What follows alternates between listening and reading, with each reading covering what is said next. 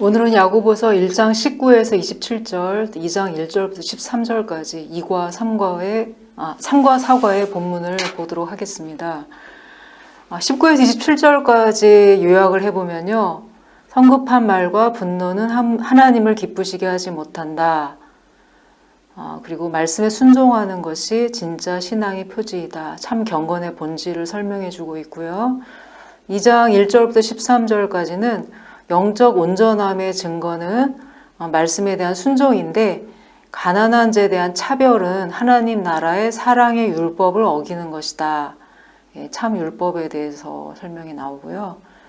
먼저 1장 19절과 20절을 이제 성경을 펴보시고 같이 읽어보면서 하겠습니다. 19절에 보면은요, 내 사랑하는 형제들아, 우리는 내 사랑하는 형제들아, 듣기는 속히 하고 말하기는 더디하며 성내기도 더디하라. 20절에 보면 성내는 것이 하나님의 의를 이루지 못함이니라. 성내는 것은 사람을 폐쇄시키죠. 누가 말을 걸 수가 없잖아요. 죄로 이끌게 되고요. 모든 종류의 분노와 또한 의분을 말하는 건 아니지만 대체로 일반적인 분노는 하나님의 의를 이루지 못한다고 했어요. 그런데 듣기는 속회하라고 했거든요. 듣기를 속회하려면 어떻게 해야 할까요? 감정을 추스르기 위해서 사람을 만나면 듣기보다는 말을 더 많이 하겠죠. 그러니까 그렇게 하지 말고 말씀을 듣는 자리에 내가 달려가야겠죠. 성을 내면 하나님이 일하실 수 없다고 했습니다.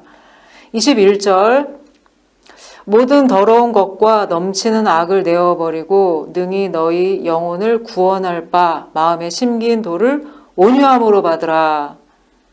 자, 여기에서 해야 할 거는요. 넘치는 악을 우선은 버려야 되고요. 그 다음에 말씀을 온유함으로 받아야 된다 했는데요. 그 온유함이 왜 중요할까요? 온유함은 이렇게 말씀이 작용할 수 있도록 이렇게 자리를 이렇게 준비해 놓는, 자리를 터놓는 그런 역할을 해요. 내가 막 분이 나 있고 마음이 이렇게 격해 있을 때는 좀 말씀이 들어올 수가 없겠죠. 어떻게 하는 것이 과연 하나님 앞에 아름다운 것일까? 나의 모든 더러운 것과 넘치는 악을 버려야 한다고 했습니다. 예레미야 31장에 보면은 하나님께서 자기 백성의 마음 안에 그 법을 쓰시겠다는 내용이 나오거든요. 쉬운 성경에서는 21절을 어떻게 설명했냐면요. 여러분의 삶 가운데 악한 것과 잘못한 일은 모두 없애버리십시오. 여러분의 마음에 심겨진 하나님의 가르침을 겸손하게 받으시기 바랍니다. 이는 여러분의 영혼을 구원하는 가르침입니다. 이렇게 잘 풀이를 했습니다. 하나님은 자기 백성 안에 말씀을 심어 놓으시고 이 말씀을 성도와 영혼이 분리할 수 없는 어떤 한 부분으로 만드셨거든요. 이 말씀은 신자들의 삶의 모든 영역에 영향을 미쳐야 한다. 이게 주제이고요. 질문이 나오죠. 나는 과연 말씀에 반응하고 있는가? 내가 거듭난 사람이라면 당연히 말씀에 반응을 해야겠죠. 거듭난 사람은 말씀을 인생의 최고 자리에 두고 또 이 말씀이 나의 삶을 안내해 준다 이렇게 믿고 겸손하게 받아들인 사람이죠. 그 결과 전혀 예측할 수 없었던 변화를 경험하게 됩니다. 하나님의 말씀을 듣고 전혀 내 생각하고는 좀 달랐지만 한번 순종해 봤을 때 어떤 결과를 얻어보신 경험이 있으시죠? 그것을 한번 나눠보셨으면 좋겠습니다. 예수님은 씨 뿌리는 비유에서 씨는 다 똑같다고 하셨거든요. 근데 다만 밭의 상태에 따라서 그 결과가 많이 달라졌어요. 30배, 60배, 100배 좋은 밭에 뿌려진 건 그렇게 됐지만 길가나 가시밭에 떨어진 거는 열매를 잘 맺지 못했죠. 여기서 넘치는 악을 내어버리고 라고 했는데요. 그 어떤 게 연상이 되시냐면요. 그 쓰레기통 보면 이게 뚜껑 밖으로 막 이렇게 음식물 쓰레기통 같은 게 막 넘쳐 나올 때가 있어요. 너무 많이 쌓여가지고. 혹시 나한테 그러한 넘치는 악이 충만한 데서 살아왔다면 그걸 다 버리라고 지금 하고 계시죠. 고난이 왜 우리한테 유익하냐면 내가 버리지 못했던 그 악을 정리하게 하는 어떤 순기능이 있습니다. 그리고 그 비워진 곳에 말씀을 담아야겠죠. 말씀을 많이 담는 그릇일수록 축복을 누리게 된다. 내가 만약 위기 상황에 있을 때 말씀이 내 귀에 들려온다면 그 사람은 평소에 말씀을 많이 담아놓은 사람인 경우일 거예요, 아마. 22절과 23절에서는 이제 경건이 없는 신앙의 이제 실체가 나오는데요. 22절에 보면 듣기만 하여 자신을 속이는 자가 되지 말라고 했고, 23절에 보면 듣고 실천하지 않으면 그는 거울로 자기의 생긴 얼굴을 보는 사람과 같아서 이렇게 예가 나오거든요. 그 옛날의 거울은 이제 청동 거울이었어요. 그래서 약간 흐릿하게 보이는 그런 거울이었는데 마치 뭐 그런 거울을 잠깐 보는 것처럼 듣고 행하지 않는 사람은 이렇게 자기 얼굴 잊어버리고 또 사는 것과 같다고 지금 은유를 들고 있거든요. 말씀을 받는다는 게 과연 무엇일까? 실천하는 것이다. 이렇게 해놓고 있어요. 야고보가 지금 지적하는 건 뭐냐면 단지 듣기만 하고 행하지 않는 것이에요. 그러면 문제가 생기는데 스스로 속이게 돼요. 즉 자신을 스스로 경건하다고 착각하면서 사는 것이죠. 내가 예배를 드리고 있어. 교회 잘 나가고 있어. 이제 그것으로 나는 경건한 생활을 잘하고 있다고 믿는 것이죠. 하지만 참 경건의 실체는 그게 아니라고 했어요. 복음은 굉장히 손으로 만져지는 것만큼 분명한 것이거든요. 그래서 내가 말씀을 듣고 하나씩 순종해 갈 때 경험으로서 살아계신 하나님을 체험하게 되어요.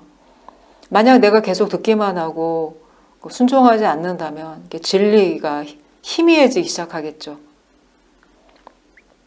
그래서 이제 중요한 질문 한번 같이 좀 나누어 보았으면 좋겠습니다. 아까 말씀드린 것처럼 어떤 일에 하나님의 음성을 듣고 실천함으로 하나님을 경험해 본 적이 있습니까? 하나씩 나누어 봅시다. 셀에서 이것을 한번 나눠보면 참 은혜가 될 것 같습니다.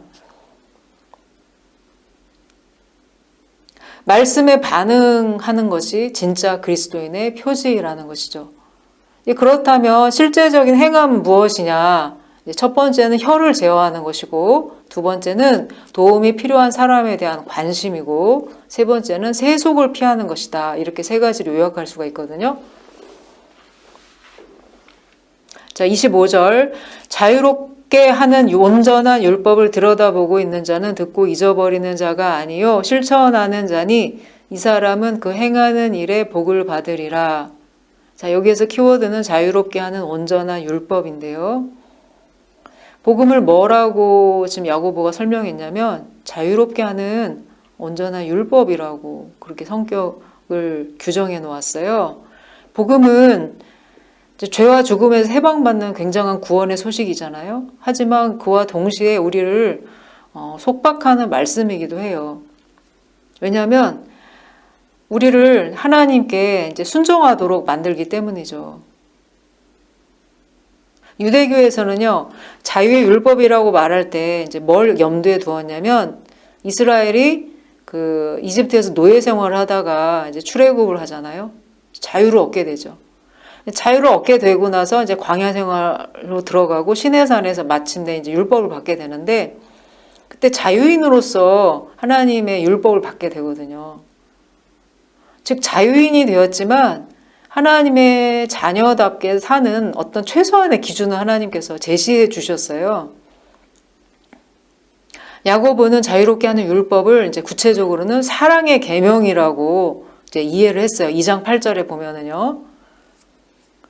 복음이나 율법이나 공통점이 있는데 거룩한 삶을 요구한다는 점이에요. 다만 방식이 다르죠. 자유가 주어지면 사람은 이제 두 극단으로 나뉘게 됩니다. 정욕을 위해 남용하는 사람도 있고 또 어떤 사람은 주어진 자유가 너무 귀하기 때문에 그것을 자신의 어떤 경건에 더 힘을 쓰는데 사용을 하죠. 자유롭게 하나님을 기쁘시게 할 방법을 선택해서 그것을 위해서 자신의 자유를 사용해서 삶을 드리는 것이죠. 26절과 27절입니다. 누구든지 스스로 경건하다 생각하며 자기 혀를 제갈 먹이지 아니하고, 그렇게 나오고요. 27절에 보면 정결하고 더러움이 없는 경건은 곧 고아와 과부를 그 환난 중에 돌아보고 또 자기를 지켜 세속에 물들지 아니하는 이것이라, 이렇게 나오죠.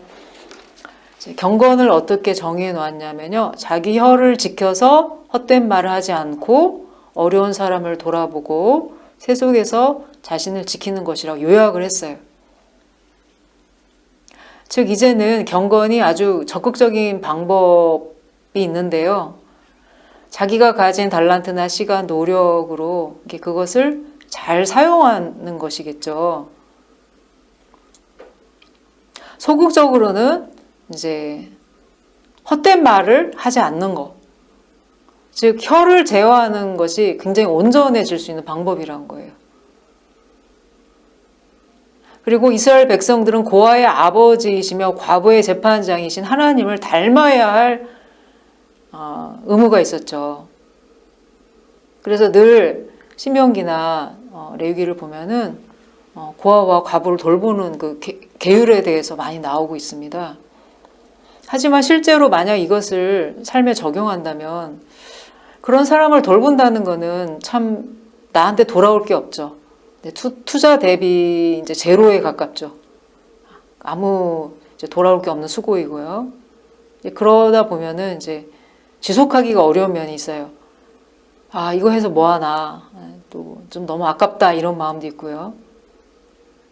그런데 하나님은 인색한 것을 기뻐하지 않는다고 하셨거든요. 세속이란 뭐냐면 하나님에게서 떨어져 있는 경건치 않은 세계관과 생활 방식이에요. 거기에서부터 자신을 지키라는 것이죠. 즉 생활 방식이라는 말에서 알 수 있듯이, 예를 들자면 아이들을 교육하는 방식, 또 돈을 어떻게 사용하는가, 이게 다 생활 방식이죠. 그리스도인은 세상에 오염된 영향력에서 자신을 흠이 없도록 유지할 수 있어야 한다. 이렇게 27절을 마무리하고요. 2장 1절부터 13절까지의 주제는요, 차별하지 말라, 하나님의 최고의 율법을 지켜라, 사랑의 법이겠죠. 2장 1절을 보면은요, 내 형제들아 영광의 주 곧 우리 주 예수 그리스도에 대한 믿음을 너희가 가졌으니 사람을 차별하여 대하지 말라. 크리스찬의 만남은 이제 우리들끼리의 만남이 아니고 그 예수님의 빛 아래서 만나는 모임이죠. 따라서 거기에서 인간의 어떤 영광을 드러낸다는 것은 뭐 별 의미가 없는 거죠. 야고보는 이제 예를 들고 있는데요. 부자에게 호의를 보이고 가난한 자를 멸시하면서 하나님 율법의 중심 요구를 정반대로 행하는 예를 들고 있어요. 2절부터.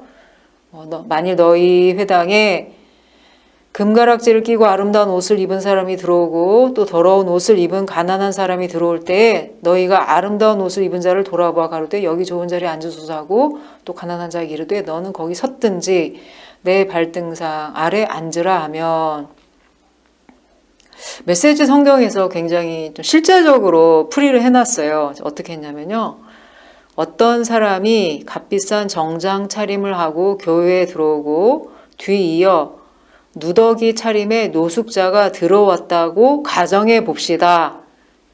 훨씬 더 와닿는 표현인 것 같아요.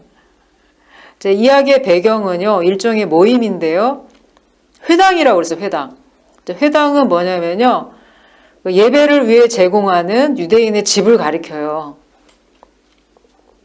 그래서 너희의 회당이라고 한 것으로 보아 이 크리스찬들이 이 모임을 주관했다는 것을 알 수 있어요. 자, 여기서 예로 든 이제 두 사람의 방문자가 보이는데요. 아마 이제 새신자이겠죠. 새로운 개종자. 그런데 이제 좀 잘 옷을 그런 대로 뭐 점잖게 잘 차려입은 사람한테는 좋은 자리를 주면서 또 호의를 대하면서, 또 이제 가난하고 남루한 사람은 잘 업신여기고 이제 그거에 대해서 지적을 하고 있어요. 그러니까 초대교회 안에서도 이런 빈부 간의 미묘한 갈등이 있었다는 것을 알 수가 있죠. 굉장히 많은 지혜와 믿음이 필요했다는 것을 알 수가 있어요. 제가 전에 남편과 개척, 지금도 물론 남편 하고 있지만요. 경기도 광주에서 개척교회를 할 때 노숙자들이 종종 찾아왔었어요. 이제 새벽에 추우니까 어디 있을 데가 없잖아요. 그럼 새벽 예배 시간에 이제 교회가 따뜻하니까 이제 추위에 떨다가 이제 들어오게 되죠.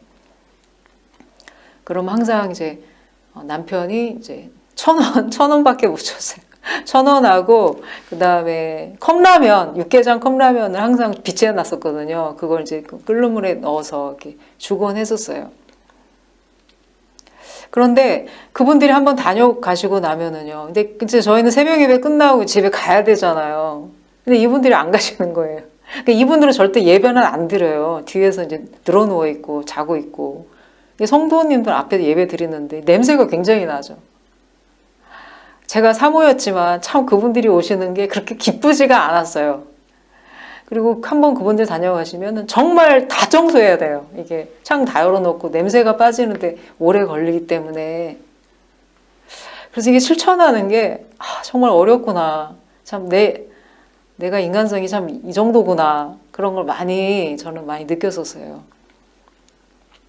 자, 이거는 이제 그 당시의 상황이고요. 또 이렇게 반대일 수도 있어요. 예를 들자면 어떤 조그만 삼각교회인데 엄청나게 옷을 막 화려하게 잘 차려입고 이렇게 막 이렇게 꾸미고 이제 이런 분이 들어오셨다고 한번 가정을 해봐요.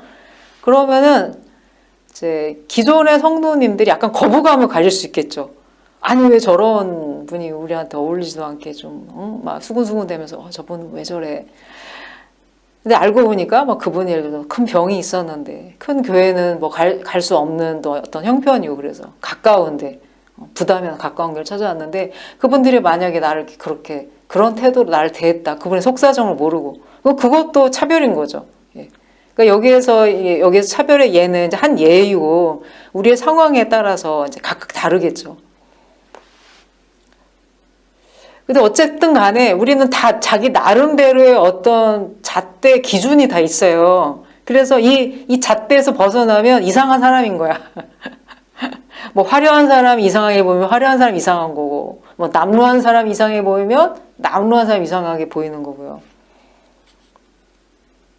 그런데 하나님의 평가는 다르다는 거죠. 하나님은 사람을 차별하지 않으시기 때문에. 우리는 우리의 잣대로서 이렇게 사람을 평가하고 그러지만 하나님은 다르시다는 거죠. 사회적인 관계를 맺을 때는 어떤 그 사람의 어떤 신분이 이런 걸 알면 좀 마음이 좀 대하는 게 좀 맞춰지잖아요. 뭐 선생님은 선생님에게 맞게 대하고 뭐 사회적인 지위를 알면은 좀 대하기가 편하잖아요. 근데 교회에서는 그렇지 않다는 거예요. 교회에서는 그런 것이 통하지 않는 것이고 또 그 사회적인 지위를 오용할 필요가 없다는 거죠. 모든 사람을 차별 없이 바라보신 하나님은 교회가 너그럽고 평등한 사랑의 행동을 보여주기를 바라신다. 초기 교회 어떤 지역에서는요, 이런 전통이 있었대요. 교회 잘 나오시고, 뭐, 그냥 그런 분들이 일반 교인이 나올 경우에는 그냥 평범한 안내자가 맞아주는데, 낯선 사람, 특히 어떤 가난한 낯선 사람이 들어오면은 주교가 직접 일어나서 문 앞으로 가서 새로운 사람을 맞는 규율이 있었대요. 참 좋은 전통이죠. 예. 새신자를 더 배려하고 따뜻하게 대하는 전통이죠. 저도 이제 새가족부를 많이 맡아보아서 그 새로운 사람이 올 때 되게 편안하게 대해준다는 훈련이 참 필요하다는 걸 알게 됐어요. 그래서 이제 저희가 새가족 임원들이나 이제 섬기시는 새가족 부원들이나 이런 분들에게 그런 거에 대해서 이렇게 교육도 하고 그랬거든요. 왜냐하면은 우리가 늘 내가 하던 습관대로 하면은 이제 내가 마음은 뭐 일부러 그런 건 아닌데 되게 딱딱하게 보는 사람이 이렇게 그렇게 느낄 수가 있거든요. 그래서 훈련이 좀 필요하지 않을까 저는 그렇게 생각을 합니다. 야고보는 또 그러면서 부자가 압제자나 박해자가 될 가능성에 대해서 말해요. 부는 유사 권력과 같죠. 그래서 정의 체계를 자신에게 맞게 조작할 수가 있어요. 예를 들자면 똑같은 어떤 사건에 대해서 내가 최고의 어떤 로펌을 어떤 고용하고 또 판사에게 뇌물을 줄 수도 있는 거죠. 만약에 나한테 그런 영향력이나 그런 재물들이 있다면요. 그런 위험성에 대해서 야고보가 지적을 하고 있어요. 자, 5절은요, 공평하신 하나님에 대한 이제 주제가 나오는데요. 5절, 하나님이 세상에서 가난한 자를 택하사 믿음에 부요하게 하시고 또 자기를 사랑하는 자들에게 약속하신 나라를 상속으로 받게 하지 아니하셨느냐. 하나님은 공평하시죠. 그래서 가난한 자를 택하사 믿음에 부요하게 하셨대요. 이 말은 이제 가난한 자들은 다 믿음이 좋다 그런 뜻이 아니고 하나님이 공평하신 분이라는 뜻이에요. 그래서 자랑할 것이 없는 이들을 믿음으로 부요케 하시기를 기뻐하신다. 아무것도 의지할 데가 없을 때 하나님만 의지하게 하신다. 그 광야를 지나며란 유명한 히즈웰의 찬양 있잖아요. 그거를 작곡하신 분이 장진숙 작가님인가? 작곡가님이시거든요. 이분은 원래 성악하셨던 분이신데 이제 그분의 간증을 제가 새롭게 하소에 들은 적이 있어요. 이제 그분이 이제 아버님이 일찍 돌아가시고 홀어머니 밑에서 정말 어렵게 그 경제적으로 힘들게 공부를 해오셨거든요. 더구나 음악까지 하실 정도니까 대단하신 분이시죠. 그래서 어쨌건 교회 청년부에서 열심히 활동을 하고 이제 서울에 있는 한 교회에 다니면서 그러면서 한 청년을 사귀게 됐대요. 근데 그 청년이 그 의사 지망생이었다고 하더라고요. 의대생이었대요. 그래서 교회에서 너무너무 사랑받는 자매고 또 이제 그 청년의 부모님도 그 교회 분들이시라서 당연히 그 교제를 허락해 줄 줄 알았는데 그렇지가 않았다는 거예요. 그러면서 이제 그게 한 4년 정도 사귀었는데 결과적으로는 헤어지게 됐대요. 왜냐하면 그 부모님께서 이렇게 직접 이 자매를 만나서 너는 우리가 생각하는 며느리의 기준에 이렇게 맞지 않는다. 일단 아버님이 안 계시지 않냐. 그리고 뭐 이렇게 며느리의 조건에 대해서 딱 나열을 하시는데 정말 아니란 자신은 해당이 안 된다는 거였어요. 그래서 어렵게 헤어지고 그걸로 인해서 이제 후유증이 있어가지고 혹 같은 게 막 생겨가지고 이렇게 수술을 받아야 되는 상황이 됐대요. 나중에 이제 조금 좀 내 인내하면서 사귀어야 되지 않나 잠깐 그런 판단을 했을 때 이제 그 부모님이 그 자매의 어머님까지 만나셔가지고 좀 헤어지게 해라고 막 이렇게까지 하셨대요. 그래서 결국 상처를 받고 했는데 자기가 이제 수술을 받아야 되는 상황인데 그 수술 동의서에 사인해주는 사람조차 없었다는 거예요. 어머님은 저기 부산에서 어렵게 생계 유지하고 계시는데 올라올 수가 없고 너무 서러워서 이제 누가 임시로 대신 사인해줬대 와가지고 하나님께 이제 마취가 들어가는 상황이었는데 이분이 하나님 너무 서러운 마음이 들었대요. 그래서 이게 마취가 막 들어가면서 하나님께 막 서러움에 막 기도하고 이런 상황이었는데 하나님의 음성이 들렸대요. 하나님 뭐라고 물어보셨냐면 부산 사투리로 물어보셨대요. 뭐 줄거? 그래서 이 자매가 두 가지를 구했대요. 하나님, 제가 하나님께 영광 돌릴 수 있도록 찬양의 영감이 떨어지지 않게 해주세요. 그거 하나 기도했고 두 번째는 주님, 저는 시부모님 사랑 받는 그런 가정을 이루고 싶어요. 그랬대요. 그래서 정말 얼마 후에 어떤 극적으로 어떤 형제를 하나 만났는데 그분이 그 대장금 PD 하시는 분의 아드님이셨대요. 그래서 나중에 결혼을 했어요. 결혼하고 지금 두 아이를 낳고 잘 살고 계시는데요. 그 시부모님이 이 자매를 만나고 이렇게 하는 과정에서 이 자매의 내면의 아름다움을 보고 이렇게 표현하셨대요. 야, 너는 우리가 꿈에 그리던 며느리다. 그러셨대요. 똑같은 조건인데 이 자매의 그 내면의 아름다움을 보셨다는 거예요. 그래서 자기가 정말 가난한 자를 부욕해 하신 하나님, 정말 그 자기 어머님이 정말 초라하게 그렇게 그 거절당하는 말을 들었을 때 그걸 회복시켜 주신 하나님을 경험했다고 하더라고요. 그래서 참 제가 재미있게 들었습니다. 하나님은 이렇게 부요하지 못하고 자랑할 것이 없는 사람들을 또 다른 면으로 부욕해 하시는 걸 굉장히 기뻐하시는 것 같아요. 그래서 아무것도 의지할 데가 없을 때 하나님만 의지하게 되는 거죠. 이제 제가 시편을 이제 매일매일 소리내서 읽고 있는데요. 시편 70편을 읽다가 이제 70편 5절에 그 새 번역에 보니까 이렇게 나와 있어요. 그러나 불쌍하고 가난한 이 몸 하나님 나에게로 빨리 와 주십시오. 주님은 나를 도우시는 분, 나를 건져주시는 분이십니다. 주님 지체하지 마십시오. 이게 다윗의 시인데요. 그 앞부분에 보면은 하나님 저한테 이렇게 한 이들이 수치를 당하게 해주십시오. 뭐 하나님 뭐 굉장히 앞에 호소하는 장면이 나와요. 그러다가 5절에 보면은 그러나 불쌍하고 가난한 이 몸. 개역개정에서 어떻게 되어 있냐면 나는 가난하고 궁핍하오니 하나님이여 속히 내게 임하소서. 이게 다윗의 마음이 느껴졌어요. 참 마음이 너무 서러웠었겠구나. 마음이 뭉클했어요. 이 시편 70편 읽으면서. 한번 나중에 한번 읽어보시면 좋을 것 같습니다. 아무것도 가진 것이 없을 때 믿음 있는 사람은 어떻게 할까요? 이제 하나님을 절대적으로 의지하죠. 그럼 누가 이런 믿음을 가질 수 있을까요? 아무나 그런 건 아니에요. 아무나 그런 건 아니고 세상에 대해서 한번 내가 이렇게 실망해 본 경험이 있는 사람, 죽어본 경험이 있는 사람이 이런 믿음을 가질 수가 있죠.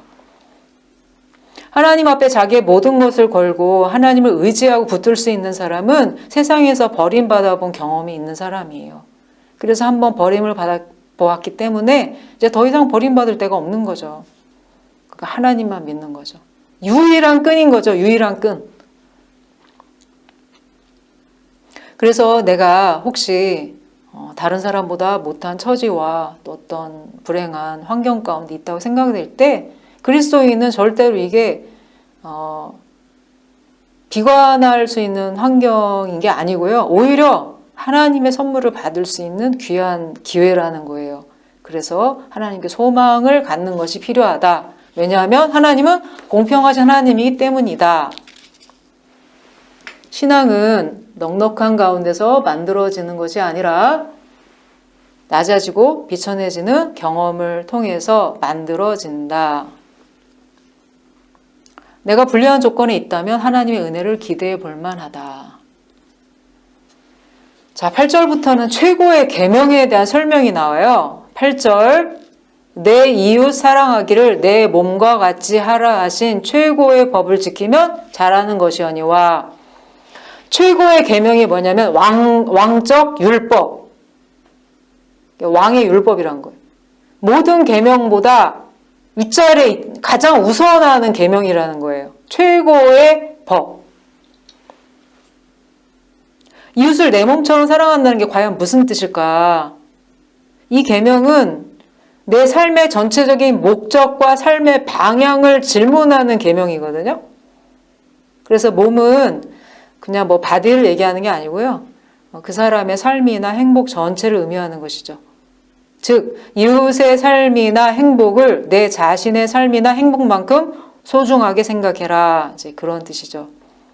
이웃 행복을 항상 내 삶의 목적으로 삼고 그것을 이루는 것을 삶의 우선 과제로 생각하고 행동하며 살라는 것이죠.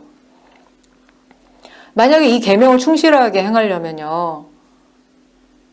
나머지 것을 하면 안 되고 먼저 좋은 것을 선사용하고 나는 그 다음의 것으로 살아야 한다는 마음가짐이 있어야 돼요. 남을 위해서 내 마음을 열면 나를 향한 하나님의 공급 라인도 열리게 되는 거죠.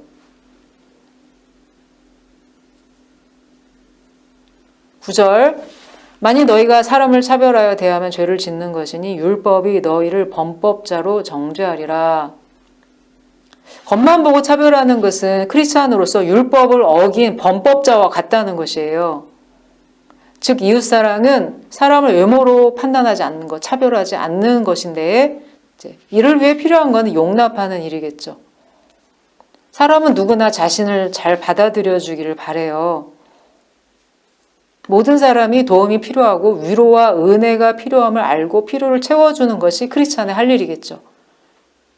역으로 질문해 보면은요, 나한테 그러한 친구가 있냐 한번 질문해 보세요. 함께 경험과 삶을 나누고 철저히 믿고 신뢰할 수 있는 친구가 있는가? 우리는 어떤 사람이냐면요. 그런 사랑을 만드는 사람들이에요. 그리스도인은. 그게 뭐 부자이든 가난한 사람이든 뭐 사회적으로 지위가 있든 없든 심지어 사람들에게 버림받은 자라 할지라도 다 이런 친구가 필요하거든요. 그런데 우리가 그런 친구가 되어야 한다. 그 덴마크 영화에 그 바베트의 만찬이라는 영화가 있어요. 되게 오래된 영화인데요. 기독교 영화인데요. 거기에 보면은 이제 한 어촌 마을에 교회가 있고 그 교회 목사님에게 두 딸이 있었거든요.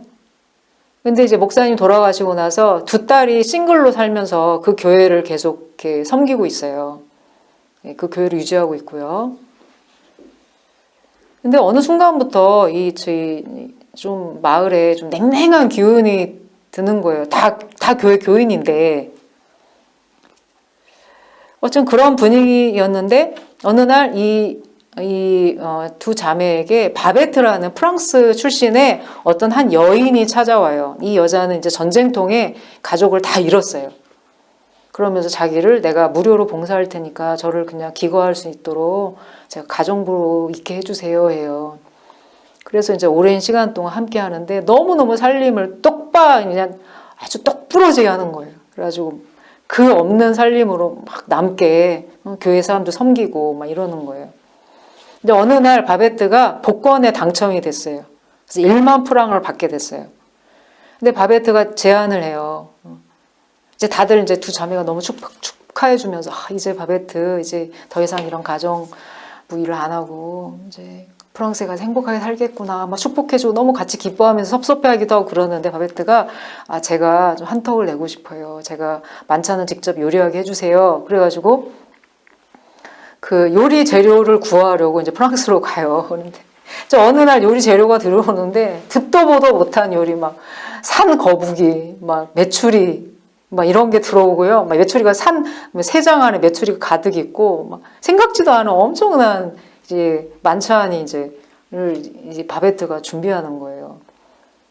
그래가지고 이제 이 두 자매가 너무 놀래가지고 너무 청교도적으로 검소하게 살아왔기 때문에 우리 성도님들이 이 식사 제공을 받고서 혹시 이거 너무 시험에 들면 어떡하지? 그러면서 미리 얘기를 해줘요. 뭐 이렇게 이런 재료가 있는데 바베트가 또 성심성의껏 한 거니까 상처되지 않도록 이렇게 은혜롭게 잘 말씀 좀 해주세요.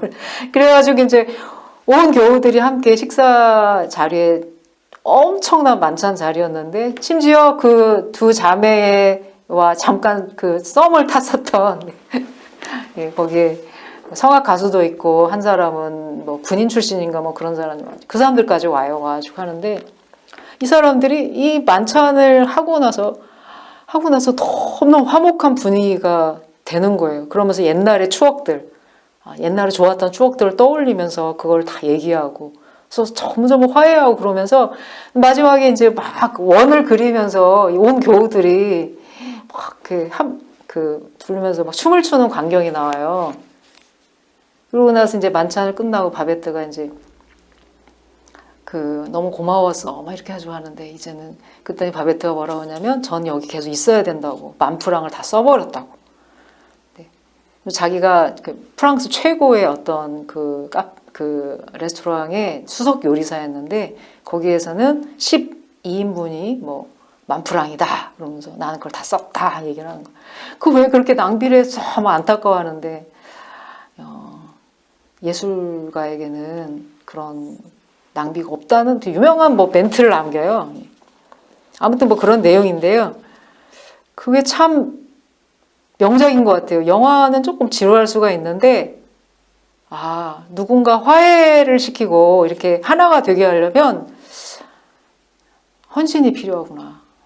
그게 자기가 가진 전 재산을 내놓는 것처럼 그런 정도 헌신이 필요하구나. 이제 그런 걸 느끼게 하는 되게 좋은 영화예요. 사람들이 왜 이렇게 모자라 보이는 사람을 편안해 할까요? 왜냐하면은 이제 무장해제가 되기 때문이죠. 그래서 내가 조금 잃고 내가 조금 이렇게 망가지는 것을 두려워하지 말아야 될 것 같아요. 내가 먼저 그렇게 했을 때 다른 사람이 마음을 열게 되거든요. 12절 너희는 자유 율법대로 심판받을 자처럼 말도 하고 행하기도 하라. 긍휼을 행하지 아니하는 자에게는 긍휼 없는 심판이 있으리라. 하나님은 긍휼을 척도로 우리를 측정하시거든요. 최종 심판이 우리한테 불신, 지옥 이런 심판은 아니지만 하나님 우리한테 물어보세요. 너는 다른 사람이 고통당하고 힘들어할 때 얼마나 너는 같이 그걸 나누었니? 그렇게 물어보시겠죠. 하나님은 긍휼을 풍성하시기 때문에 우리도 하나님의 자녀인 우리도 다른 사람 불쌍히 여기고 고통을 나누기를 원하세요. 보통 사람은 이 사람이 나한테 이익이 되냐 안 되냐 이거에 따라서 관계를 맺을까 안 맺을까 이제 그렇게 판단을 하지만 이제 그런 경거는 사실 헛되다는 거예요. 헛되다는 거. 그리스도인 달라야 된다. 그런 내용이고요. 이제 이렇게 마치면 되겠습니다. 3과 보면은 1장 19절부터 27절까지 질문인데요. 프린트만 참고를 하셔도 될 것 같습니다. 사과도 마찬가지고요. 네, 전부 좀 적용하는 질문들이 많아서 제가 답을 적기가 되게 어려웠습니다. 그래서 개인적인 질문은 제가 생략을 했고요. 네, 객관적인 질문만 좀 답을 적었으니까 양해를 부탁드립니다. 네, 이만 마치겠습니다.